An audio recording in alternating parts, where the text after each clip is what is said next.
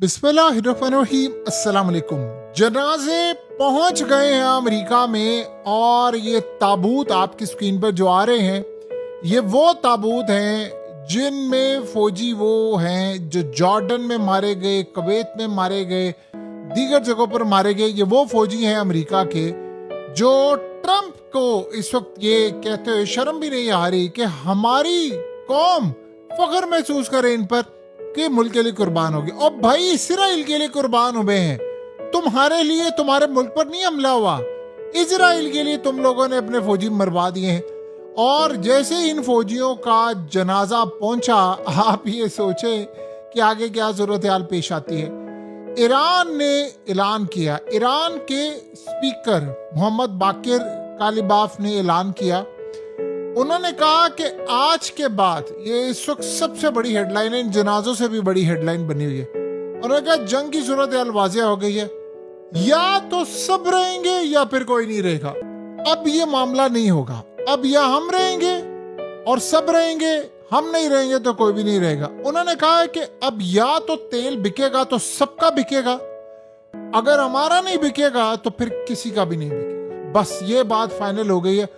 उन्होंने कहा कि जिस खित्ते में हम तेल नहीं बेच सकते वहां हम किसी को भी बेचने नहीं देंगे। और ये बात बड़ी क्लियर समझ लेना, अगर हमारे इंफ्रास्ट्रक्चर को जरा सा भी नुकसान पहुंचा तो किसी का इस खित्ते के अंदर इंफ्रास्ट्रक्चर, कोई चीज सलामत नहीं रहेगी। यानी उन्होंने कहा कि अगर हमारे पावर प्लांट्स, बिल्डिंग, ब्रिजेस, अगर हमें तबाही का सामना करना पड़ा तो फिर किसी के मुल्क में कोई सूरत हाल बाकी नहीं रहेगी। और उसके बाद उन्होंने कहा कि ये बात आप ज़हन में रख लेना कि अब नाए हॉर्मस अब जंग से पहले वाली सूरत हाल पर वापस नहीं जाएगा। बाकी सारी ट्रंप की कहानियां जितनी मर्जी करवा ले, आप छोड़े सारी बात को। इसराइल ने क्या कहा? इसराइल ने कहा है कि शाम इस वक्त तैयारी कर रहा है कि वो ऑपरेशन करने वाला है हिजबुल्लाह के खिलाफ। और ये वो चीज थी जो डोनाल्ड ट्रंप ने इजराइल को कही थी कि तुम क्यों लड़े हो हिजबुल्लाह से, इन मुसलमानों को आपस में लड़ने दो, शाम को लड़ने दो हिजबुल्लाह के खिलाफ, इनको आपस में लड़ाई करने दो, तुम क्यों ये काम कर रहे हो। तो अब आप अंदाजा कर सकते हैं कि सूरत हाल किस लेवल पर चली गई है और मामला तब कहां पर चले गए हैं। देखिए, इस वक्त सबसे बड़ी जो सूरत हाल पैदा हुई है वो ये है कि दुनिया में अब सारे मामला पॉइंट ऑफ नो रिटर्न की तरफ चले गए हैं। आपको पता है ईरान ने आज क्या ऐलान किया है? ईरान ने कहा है कि अमेरिका ने तीसरी आलमी जंग के लिए हथियार रखे हुए थे और उनको ईरान के खिलाफ इस्तेमाल करना शुरू कर दिया। यानी उन्होंने कहा है कि जो हथियार उन्होंने इस्तेमाल किए वो तीसरी जंग अजीम में रखे हुए थे इस्तेमाल करने के लिए, तो उन्होंने इस्तेमाल कर दी। इसका मतलब ये है कि तीसरी जंग अजीम छिड़ चुकी हुई है, लेकिन हम शायद ये समझ रहे हैं कि पूरी दुनिया के अंदर बड़ी तबाही मचेगी। देखिए, आप जरा पहली जंग अजीम और दूसरी जंग अजीम को देखें, आप अगर देखेंगे तो आप हैरान रह जाएंगे। उसका भी पैटर्न वही है जो आज पैटर्न इस वक्त नजर आ रहा है। अब मसला ये है कि ईरान ने क्या काम किया है जो अमेरिका के लिए बड़ी खतरनाक सूरत हाल। एक तो उन्होंने दुनिया को एक मॉडल दे दिया है कि अगर कल को जंग छिड़ती है तो आप सबसे पहले अमेरिका के फौजी अड्डों को उड़ाएं, अमेरिका के रनवेज उड़ाएं, अमेरिका के डाटा सेंटर उड़ाएं, तमाम चीज़ें उड़ाएं जिससे अमेरिका नकारा हो जाए। और इस सूरत हाल के अंदर आप ये सोचें कि आज ईरान ने आखिरी एक अमेरिका को बड़ी खतरनाक धमकी दे दी है बड़ी लड़ाई से पहले। उन्होंने कहा कि अगर हमारी न्यूक्लियर फैसिलिटीज पर अटैक हुआ ना तो जंग को हम पूरे वर्ल्ड में फैला देंगे। यानी उन्होंने कहा है कि जंग को अब फैला देगा। अगर ये मामला हो गया ना तो ये फिर पूरी दुनिया में फैल जाएगी जंग, खित्ते में नहीं फैलेगी, खित्ते तो बहुत ही छोटी बात रह जाएगी। उसने कहा कि पूरी दुनिया की अब ताकतवर तंसीबात और ये तमाम चीजें सब कुछ हम लोग की जद में आ जाए। यानी ये तीसरी जंग अजीम का बिगल बजने वाला है। और अब सूरत हाल ये है कि इसके बाद मामला काफी ज्यादा अब खराब होने वाले हैं। देखिए, मसला यहाँ पर यह है कि अमेरिका ने रिसेंटली कहा था कि उर्दन की एयरबेस पर हमला हुआ है और फौजी लापता हो गए। अब उन्होंने कहा कि फौजी मारे गए। तो अब आप यहाँ से अंदाज़ा कर लें कि इस वक्त क्या हालात चल रहे हैं, फौजी मारे जा रहे हैं। और ये बात कह रहा है, यानी आप ये सोचें कि इस वक्त ईरान ने कहा है कि अमेरिका बहाने ढूंढ रहा है अटैक करने के लिए। और देखिए अटैक तो उन्होंने करना, आपको पता है कि इस वक्त सबसे बड़ी सूरत हाल ये है कि मिडल ईस्ट में जो एयरलाइंस हैं वो कैंसिल, उन्होंने प्रवाजें अपनी करना शुरू कर दी हैं, क्योंकि सबको ये बात पता है कि कुछ खतरनाक सूरत हाल इस वक्त होने वाली है, चाहे वो जर्मनी की हो, फ्रांस की हो, दीगर जगह। उन्होंने पूरे खित्ते के अंदर मामलात खराब करने शुरू कर दिए। आप ये सोचे, एक तरफ ये पीक पर लड़ाई का मामला है और दूसरी तरफ मार्को रूबियो कहता है कि जी छोड़े सारी बातों को, हम ईरान के साथ मामला तय करने के लिए तैयार है। अब मार्को रूबियो कोई भी बयान ट्रम्प की मर्जी के बगैर तो नहीं दे सकता। ये असल में पागल बना रहे दुनिया को। एक तरफ ट्रम्प कहता है कि मैं अब अटैक करने वाला, उसने आलमी जंग का जो बिगल बजाया है वो भी आप सबके सामने, दूसरी जानिब ये पागलपन की इंतहा जो करें ये अलग है। यानी दुनिया का अब कोई मुल्क ऐसा रह गया जहां पर कोई सुकून नाम की कोई चीज हो। दुनिया में याद रखिएगा, जहां पर अमेरिका होता है वहां बेचैनी बेसुकूनी घर कर लेती। ये एक रियलिटी है और आप इससे मुंह नहीं मोड़ सकते। दुनिया में जहां पर भी ऐसा मामला होता है वहां बेचैनी और ये तमाम चीजें घर कर लेती हैं, क्योंकि वहां पर अमेरिका होता है। और अमेरिका जहां पर होगा वहां बताइए कभी जिंदगी में आपको सुकून नाम की कोई चीज नजर आ सकती है? कभी भी नहीं हो सकता।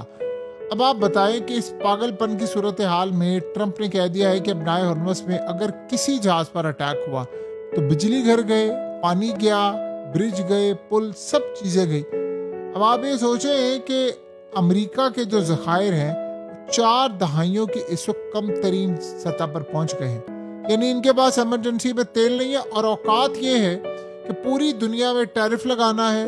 हॉकी की स्टिक्स कनाडा से आती है, उस पर टैरिफ लगा दिया। आप बताएं कि बंदा पागल नहीं हो गया तो और क्या कहें इसको।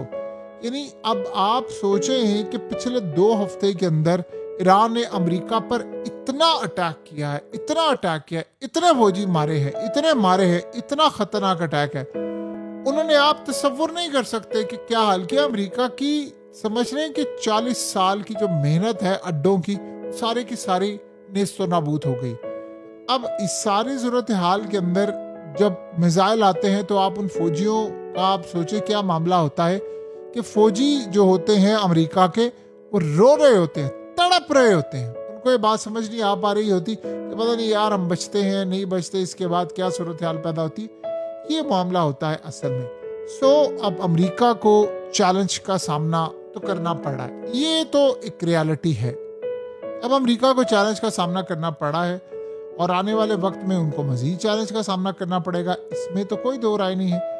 अब आप ये सोचें हैं कि इस सारी सूरत हाल में आने वाले वक्त में अमेरिका पूरी दुनिया के अंदर कुछ मामलात खराब करने जा रहा है। बहुत सारे ममालिक, देखिए बहुत सारे ममालिक ऐसे हैं जिन्होंने इनकार कर दिया है कि हमने अमेरिका की जंग में पार्टिसिपेट नहीं करना। अब अमेरिका को तब चढ़ी हुई है, अमेरिका ने उनको धमकी दी है कि आप पर मैं टैरिफ लगाऊंगा, आप पर मैं ये करूंगा वो करूंगा। आपको पता है कि जो कनाडा, यूरोप और ये सोचे, इसने कनाडा को कहा था कि तुम मेरी कानूनी रियासत बन जाओ और जो मर्जी हो जाए तुम बनोगे। अब वो उन्होंने इनकार किया, उन पर टैरिफ लगा रहा है। यूरोप की कंट्रीज को कहा कि तुम ईरान जंग में साथ दो, वो नहीं करे, उन पर टैरिफ लगा रहा है। अब इन्होंने बरतानिया को कहा, उन पर भी ये मामला है। तो आप ये सोचें कि खुद क्या कर रहा है डोनाल्ड ट्रंप, बैठ कर ट्रेडिंग कर रहे हैं। यानी आप ये सोचें खुद स्टॉक्स मार्केट के अंदर फ्यूचर्स में और कभी फॉरेक्स ट्रेडिंग, कभी स्टॉक्स ट्रेड, वो बैठ कर ट्रेडिंग कर रहा होता है। 3700 ट्रेड्स। आप अंदाजा कर सकते हैं कि दुनिया के अंदर ऐसा भी कोई पागलपन हमने कभी देखा हो। उसको इतना शौक है, पता नहीं स्कैल्पर है, क्या काम करता है, लेकिन साथ ट्रेडिंग कर रहा होता है, फॉरेक्स का काम कर रहा होता है और कभी बाइंग कर रहा है, कभी सेलिंग कर रहा है। यानी आप ये सोचें कि तेल की शॉर्ट पोजीशन लेनी हो, लॉन्ग पोजीशन लेनी हो, गोल्ड की बाइंग हो, लो बाय करना हो, सेल, जो भी इस बंदे ने करना हो, इसको पता होता है मैं क्या करने वाला हूँ। देखिए गोल्ड की कीमत को और तेल की कीमत को कैसे इन लोगों ने मैनेज किया है। आपको दाद भी देनी पड़ेगी अमेरिका की कि चाहे इन्होंने मार्केट को 2 नंबर तरीके से मैनिपुलेट किया, जो मर्जी किया, लेकिन आफ्टर ऑल करने में कामयाब तो हुए हैं ना।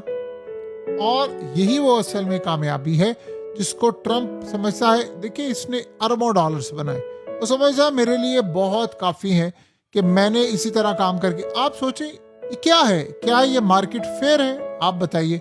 यानी आपको पता हो कि मैं एक ट्वीट करने वाला हूं, उसके बाद मार्केट क्रैश करने वाली, आप पहले ही सेलिंग कर देंगे। आपको पता हो मार्केट ऊपर जाने वाली, आप बाइंग कर लेंगे। आप ये सोचें कि यही तमाशा चल रहा है पिछले काफी अरसे से, और ये बंदा वही सूरत हाल। आप यकीन करें, इस बंदे को शायद ना अमेरिका की परवाह है, ना इसको दुनिया की परवाह है। यही होता है जब आपकी खुफिया वीडियोस हाथ में लग जाती है ना किसी के, तो फिर आपके साथ यही हशर होता है जो इसके साथ हो रहा है।